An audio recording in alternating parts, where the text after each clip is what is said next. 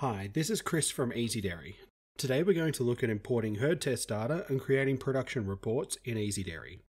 We will start with screen layout and options, then move on to finding problem cows quickly, and finally, reporting. To get to production reporting, click on the lactation button at the top. You'll be presented with a screen displaying the production report from your last herd test. At the top, we have the most recent test date. Clicking on this gives you a list of all your previous herd tests. If you do not have your last test displayed, you can download it by switching to the Data Transfer menu, then click on Import Herd Test Data. You will be given two options, local disk or internet. Most herd recording centres have a direct connection available for Easy Dairy. By clicking on the internet button, Easy Dairy will download your latest herd test and import it into the lactation screen. If your herd recording centre doesn't have a direct connection, then the internet option won't be available to you. Let's return to our production report and explore it in more detail. At the bottom, we have the averages for this test. This has information such as number of cows tested and the milk, fat, protein and cell count averages for this test. There is also the percentage change from your last test. We can see that we are currently 5% down in production compared to our previous test. There are 268 cows listed in this test. If this number is incorrect, make sure you have the right group selected at the top. Try switching to all animals ever in herd, as this will include any sold or dead animals since your last herd test. As with all reports in Easy Dairy, you can add or remove columns by clicking on the Set Columns button at the top, and select or deselect the columns you want to customize your report. You can also click on the column titles to sort the report. Clicking on the button Milk, for example, will sort the report by production from lowest to highest. The sorting direction is indicated by a small arrow that is displayed in the title. Clicking the Milk button again will sort the data in the opposite direction, bringing our highest producers to the top. For more information on using set columns and sorting in Easy Dairy, check out the Easy Report building video on the training page of our website. By default, Easy Dairy is set out similar to the production report from your herd recording centre. We have the cow details column such as ID, age and lactation number. We then have milk, previous milk, which is the milk figure from our previous test, and percentage change. This is the percentage change in milk production compared to our last test. Let's sort by percentage change by clicking on it.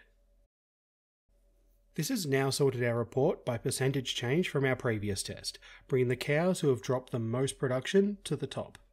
Notice that two cows at the top have no percentage change. This is because this is their first test of the season.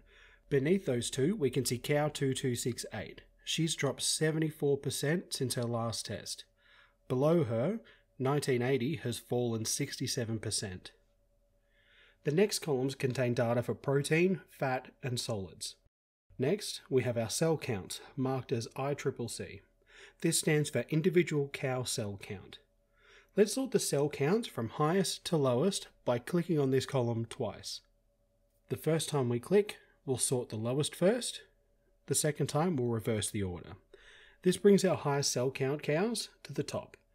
We can now see that cow 1561 was our highest with a cell count at just over 9 million. To the right, we have our cell count indicators. Each of these letters represent a test. 1561 has had 3 tests so far, and our indicators are MHH. These indicators are L for low tests, which are cell counts below 200, M for medium tests, which are cell counts between 200 and 500, and H for high tests, which are cell counts above 500. This indicates that 1561's last 2 tests have been over 500.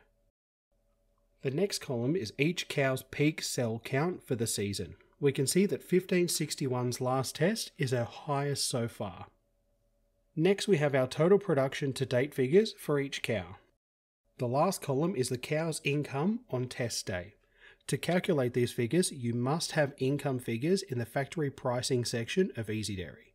This will be covered in a future video.